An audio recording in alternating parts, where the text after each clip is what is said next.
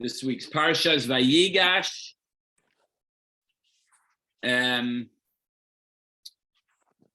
About Yosef revealing himself to his brothers after 21 years of his dad. Thought he died.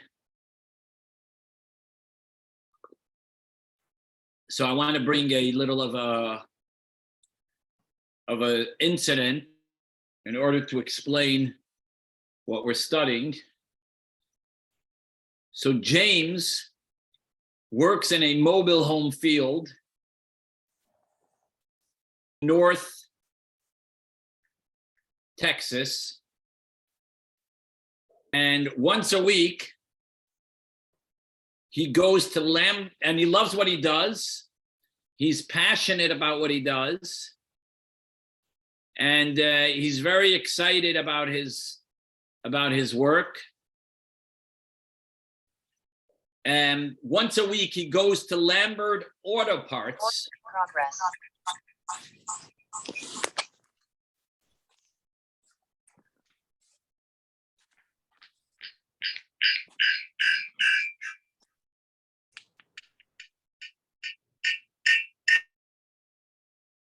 Once a week, he goes to an auto parts place with old junky cars that are being junked and sold for parts. And he goes through the trunks of all the cars and he checks if there's old clothing or old items, and he donates it to the homeless and so on. He checks the trunk of one car and he sees 4 saving bonds that were bought June 15th, 1976. Each savings bond was bought for $25. Now they're worth, 45 years later, they're worth $125 a piece. He finds the owner and returns it. What a beautiful mitzvah, what a good deed.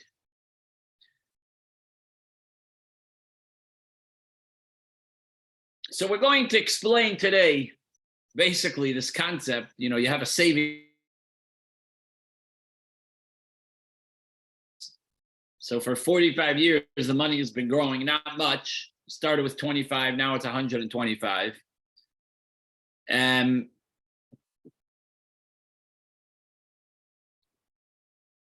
Have you ever experienced religious exhaustion? It's a feeling that Judaism is not for me. I'm not excited about spirituality. I will do the motions because I know I have to eat kosher, I have to pray, I have to put on tefillin, I have to light Shabbat candles, but I don't have any excitement. So I will do the motions or I will give up. What should we do if we feel religious exhaustion? What if I tell you that you have reserves that you could fall back on at any time? This will hold you in any time that you're tired from Judaism. You're always on the top of the mountain, ready to go to the peak. This is what Jewish people have. We always have reserves that hold us at any given time. Every one of us have a reserve, like this woman that had her reserves with the bonds that could be cashed in at any time. After we learned in the beginning of the Torah portion about the reunion of Joseph and his brothers after 21 years of not seeing each other, at the end of the Torah portion, it speaks about that Pharaoh's dream was completely fulfilled, and after 7 years of plenty started the years of hunger or famine. Joseph, second to the king, did what he has to do to reserve the food. He had to keep the economy from collapsing in a time of hunger. He took all the money of the Egyptians and he did whatever he could to neutralize the entire economy, as we see here in text number 1. The Talmud explains, in addition to Yosef making sure they had food, the Talmud explains that Yosef had 3 reserves. He saved 3 different hidden belongings for 3 different times. Number 1 of his reserves was revealed to Korach. We all know that Korach was a rich man, and that's what got him into trouble. Then there was a king called Antoninus, the son of Asurius. The 2nd reserve was for him. And the 3rd, it says, that's going to be by the coming of Mashiach. The way the Medrash learns this is from one of the extra words in the Torah. It says, the home of Paro. So we learned that there was sort of like a safe in the home of Paro that Yosef kept the food and the money reserved. But why did Yosef have to collect all this money? What was the purpose? He could have taken a part of it, but why make all the savings? If there was leftovers, give it to the Egyptians. They could utilize it. Why did Yosef make this reserve and put away for the future? So in order to understand this, we have to explain Yosef was not only a leader for a specific congregation or a specific people or in a specific time, but Yosef is the leader in all times to all men, women, and children in every generation. He was our shepherd. We say in the Tehillim, as you see here in verse 4, Tehillim chapter 80, verse 2, says that Yosef was a shepherd for all the Jewish people in every generation.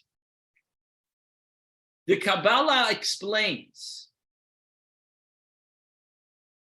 Kesef, which translates to money, could also mean kosef, which is longing. This is the love that every Jewish person has. Money is the backbone and the fuel of the Jewish devotion. Money meaning love. What keeps us connected to Hashem at all times is our longing and our love to Hashem. So kesef could mean money, or kosef could mean longing for love to Hashem. We see here a fascinating text in 5a from the first Lubavitcher Rebbe explaining, you're supposed to think about how Hashem took you and took all of us from the pits of Egypt, almost like taking us out of the dirt and bringing us up with such love and taking us out of Egypt and bringing us to Mount Sinai and taking care of us for 40 years in the desert. We have to respond with love in return. Like if you have a good friend or a spouse that shows you so much love, so you're going to automatically respond with such love, and that's how we're supposed to respond to Hashem. Now we could understand what Yosef was trying to accomplish. If you put kesef, which is money, and kosef, which is longing, together, now we understand what Yosef did, like a shepherd of the Jewish people. Yosef was worried about the Jews. He gathered love in reserves for the Jewish people, and he buried it deep in the Jewish nation. Why was Yosef so worried? He worried about, as we see here in text number 6a, he saw that in thousands of years, the Jewish people will go into exile. There will be no more interest in their creator, in Hashem.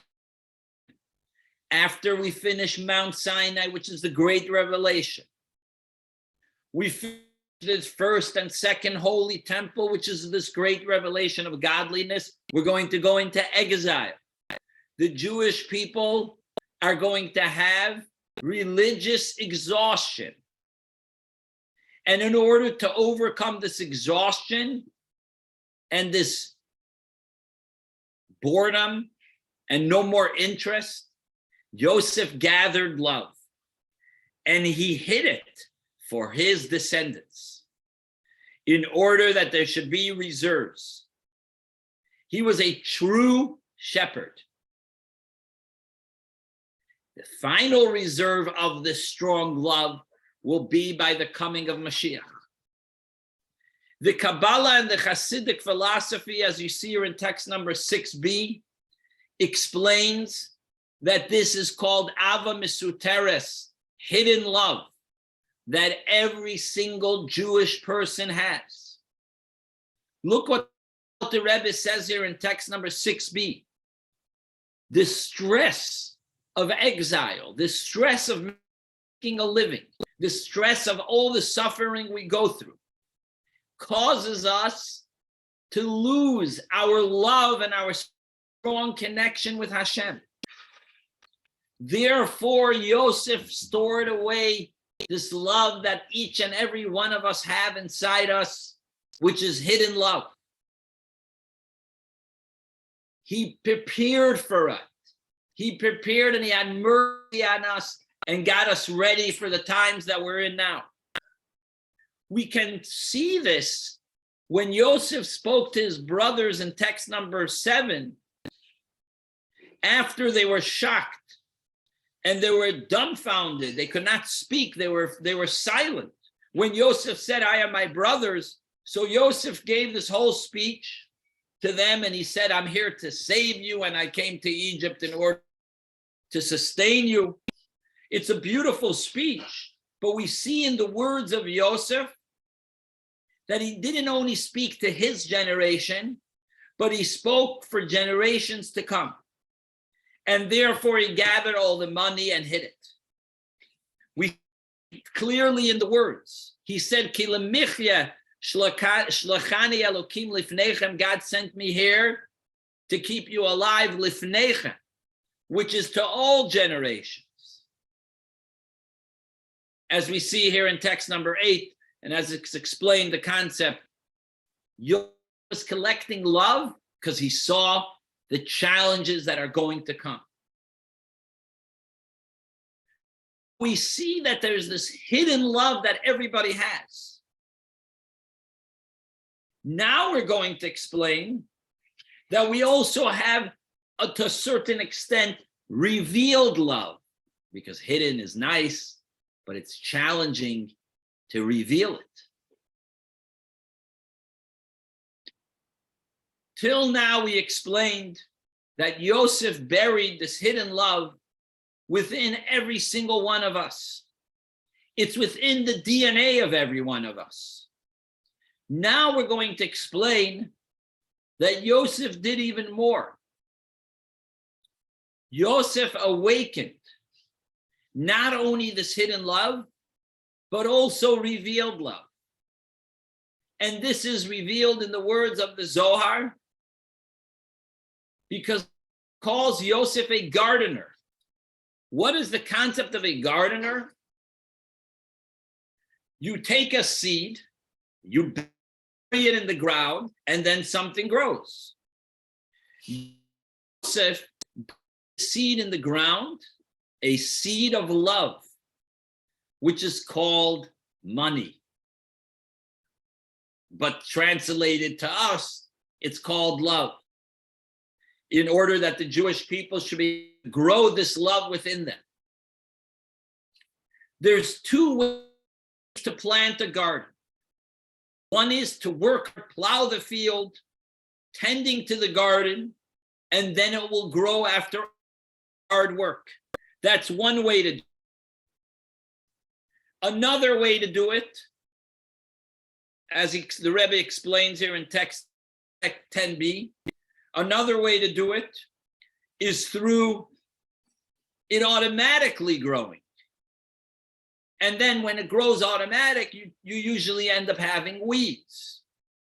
So there's these two types of loves that every one of us have.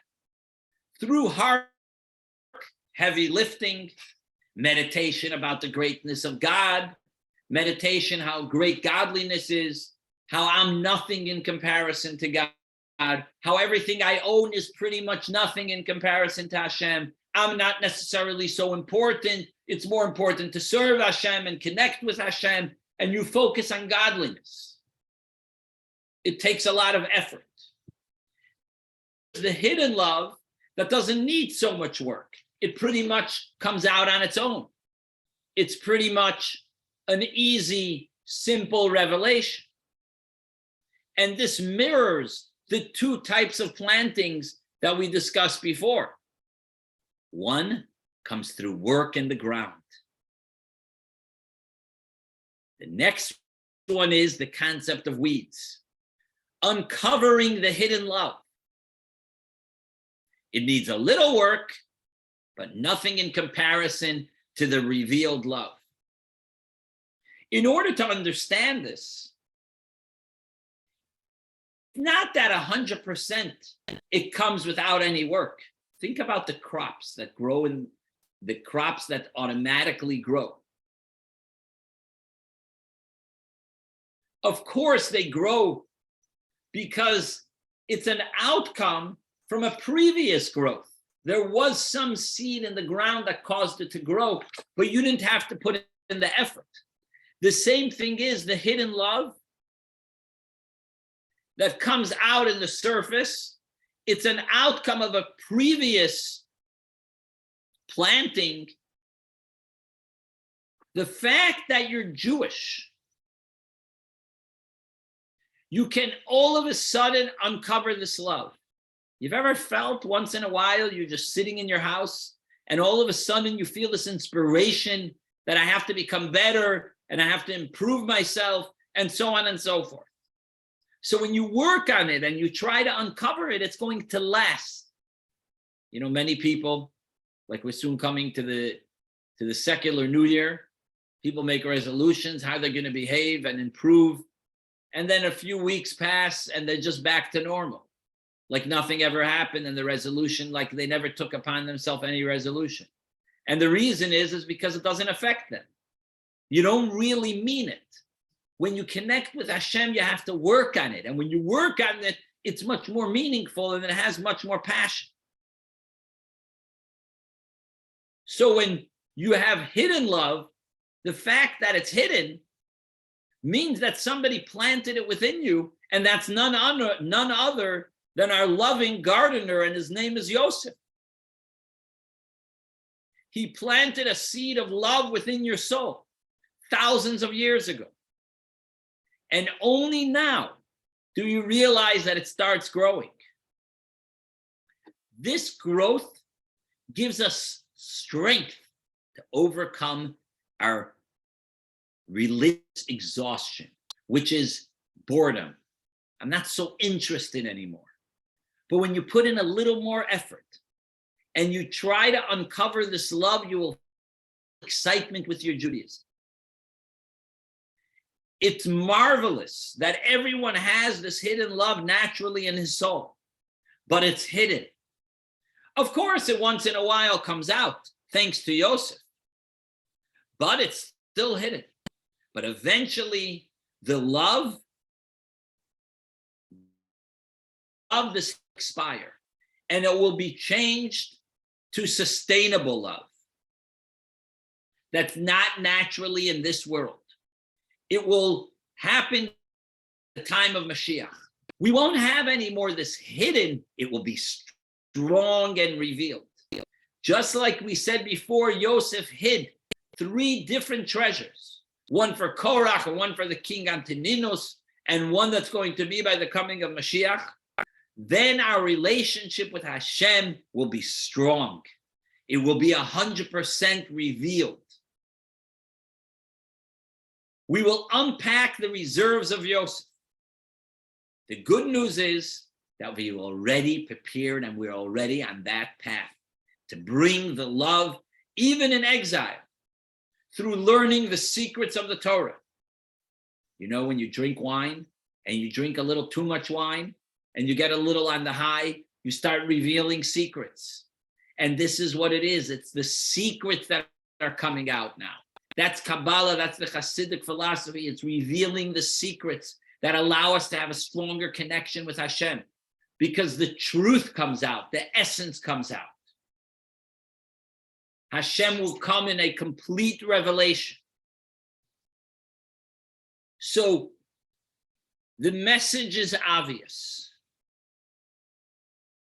You have a bag of gold, special reserves that someone left you many years ago. If you feel a little out of it, it's okay, because you don't have to always feel on the high. Lean back and wait for your reserves to come out, which is definitely going to come out through a little effort. Pray a little harder. Do a mitzvah with more love. Keep Shabbat with more excitement. For instance, you get a phone call that you have a rich uncle that left you a huge sum of money. Or you find out that you had at a bank some money that you didn't know about that's going to keep you till the rest of your life. You find out you have something reserved, something saved up. And this is the concept we're bringing out here. And this is exactly what Yosef did. He put away a treasure of love that each and every one of us could have. If you work on it, it will come and become revealed. Like we mentioned in the beginning of the class, the bond that became worth $125. We each have a reserved love within us, which will come out in a very strong manner. Do not be discouraged.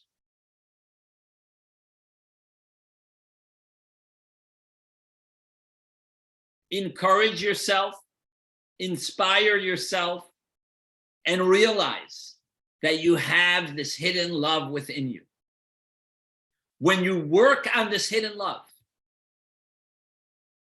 and you feel that it's there, like you have a treasure in a box and you just have a key to open it, you have it within you. You have excitement, you have a fire of Judaism inside. It says, Ner Hashem Nishmat Adam. Our soul is compared to a fire. A fire is warmth and a fire is excitement. Your neshama has excitement that you have the power and the ability to reveal. And that's our mission, to uncover this. And this is what Yosef gave us. And that's why he saved up all this money. He reserved it for the future generations.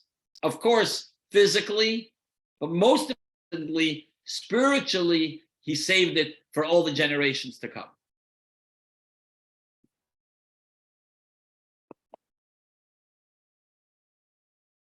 Because the Torah, everything has a spiritual meaning behind it. There's the literal taich, the literal translation, and then there's the more meaningful explanation.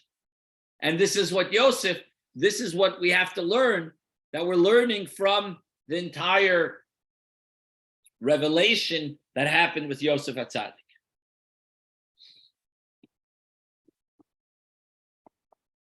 Any questions?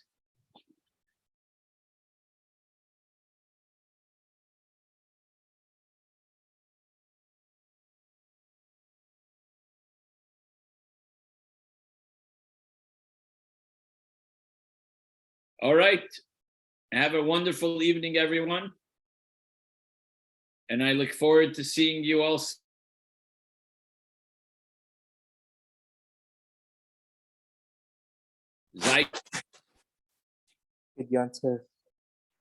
great to see you, Doctor. How are you? How's the weather in Baltimore? Oh, horrible. Yeah. Uniquely horrible. We had some very cold weather here in Miami for a good couple of days. It was Cold really weather? It was actually cold. It was like in the 40s. No. Yeah, everybody was going crazy here. That's worse than a tornado for you, the cold weather. Like people are so unprepared. Yeah, like you're freezing cold, you don't have your heat, it was usually Like, hurricanes you can deal with, but the cold. Right. Exactly. Yeah. Do you have heat? Is there like a heat thing in your... well, the central air has a heater on it. I see. But you have to get it right. I mean, it's easy to turn on, but I don't know, mine wasn't working. Oh no. Oh, you were freezing in there. Well, that's it. It ended yesterday. Oh, thank God. It was raining and cold for like Shabbos, Sunday, and Monday, like 3 days. Oh no. It was like, you should see people walking around with their fur coats and scarves and you guys would probably be in the ocean at this weather. Yeah, we were unprepared. Yeah. That's funny. And it was during Hanukkah, so it gave it a real Hanukkah feeling, with the... Oh gosh, right. Yeah, winter. Yeah. So was it during the menorah lighting? Was it cold? No, actually, Sunday was perfect weather. And then, I'm sorry. Yeah, last Sunday we had our Hanukkah thing, was nice. And then Friday night we had an outdoor Hanukkah event. And then as soon as the event was over, like 3 hours later. That's when the cold came. Yeah. Oh, it started raining. Oh, one of the boys here goes to the school in Chicago, and he was saying they had their outdoor menorah lighting, and with the wind chill was like minus 25. Oy vey. And it was like the Shliach's first event ever, but there were like 40 or 50 people there. Oh, wow. That's cool. Well, if it would have been here, the people don't want to go out here in the cold. They don't know. It's right? True. A hurricane they can deal with, but 40-degree weather. Yeah. We were going into people's houses to light menorah. Everybody had their heat on and they were getting coats. It was really That's funny. Yeah. Great. It was good, Baruch Hashem. I think a lot of the iguanas ended up dying in the trees. We got rid of some of them. Yeah. Great. Right. We're gonna have a little farbrengen now for yes. Tavis. Tonight's yes. Yeah. Oh, you're getting together with the shluchim? No, I have some guys coming to my house, so we're gonna sit in the backyard and make a farbrengen. Oh, that's great. Yeah. Like community people? Yeah. That's nice. Yeah. I think they're having something online from the oil. Oh, wow. I have to look it up. That's great. Yeah, I think you could see it on Chabad.org. And Jen put out like a nice, I haven't watched it, but a real long video, 50 minutes. Yeah. Yeah. Really nice. Oh, great. Enjoy. Okay. Well, it's great to see you, doctors. You too. Stay warm. You too. Thanks, Rabbi. You too. Thank you. Okay. Thank you. Talk to you later. Okay, great. Yes. Thank you for coming on. No problem. Thank you. It was great.